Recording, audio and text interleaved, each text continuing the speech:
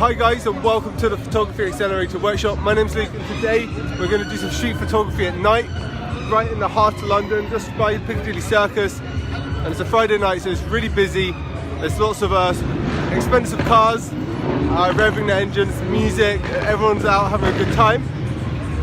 I thought it was a really good time to do some street photography. So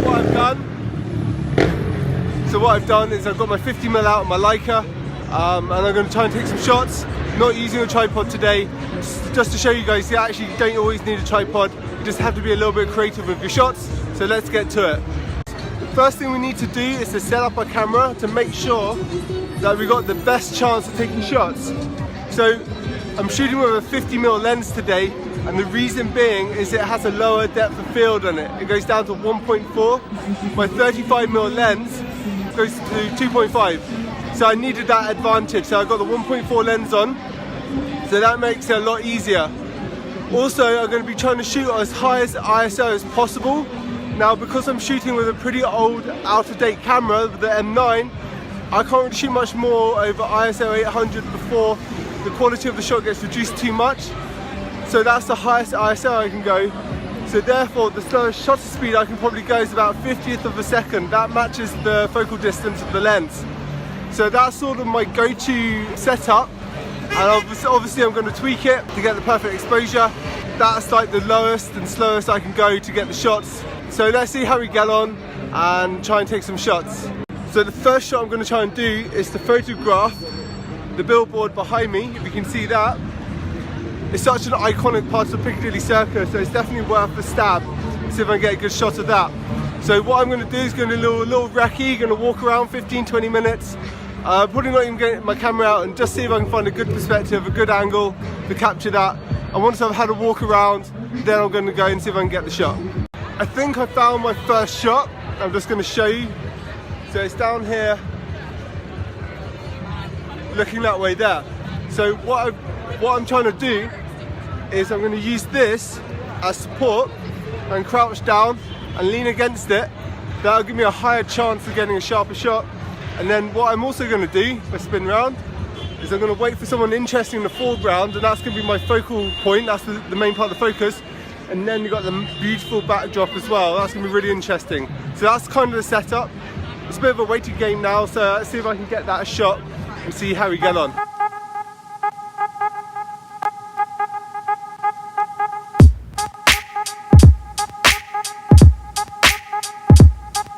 Just taking a few shots now, and it's been pretty difficult actually. There's a lot of glare from the screen, and that really sort of makes it a lot harder to shoot.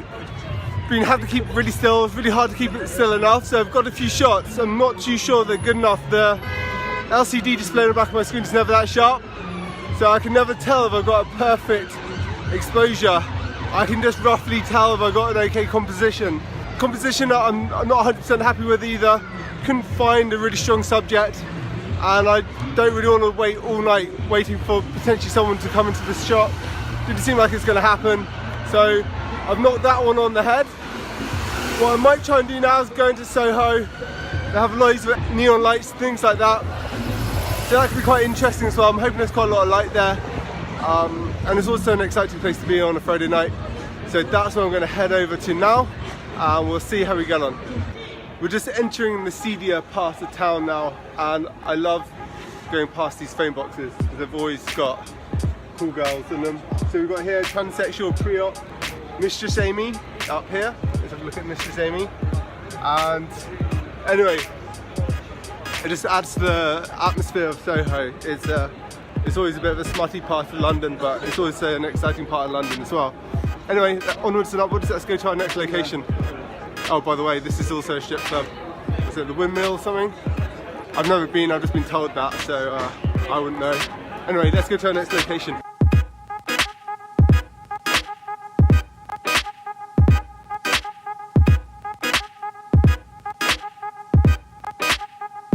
Just been walking around the streets now, and I came across this thing here, this little lighting feature.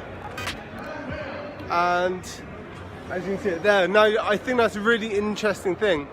So what I'm going to do is going to hang around here, wait for people to walk up and down, and hopefully I can get a good composition and a good shot So I'm going to hang out here and let's see how we get on.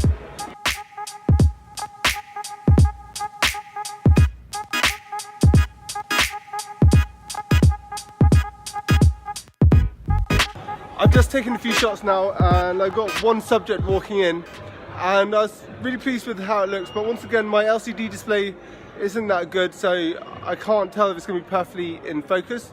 Hopefully it is.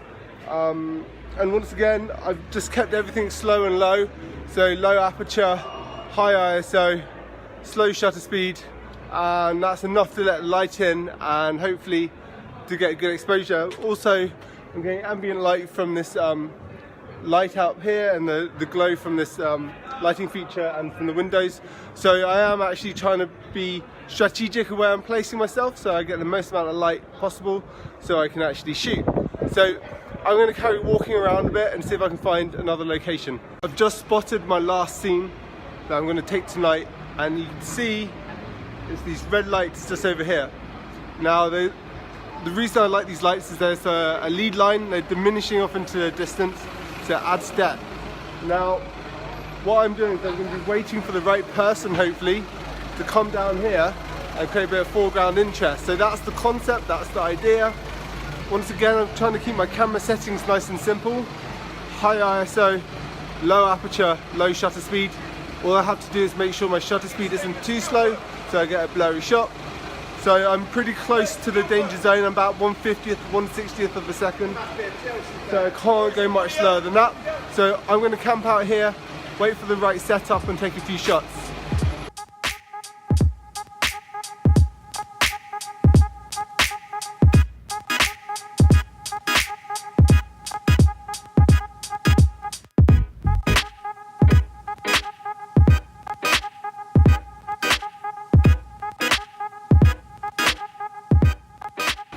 So I've just taken a few shots now and reasonably happy how they turned out. It's quite a hard, shallow perspective because of the traffic from the road. Maybe I should have stepped that a bit further into the road, but it's always a bit awkward when you get your eye to the camera and you can't see what's happening in the traffic. But I think adding the foreground interest definitely added some benefit to it.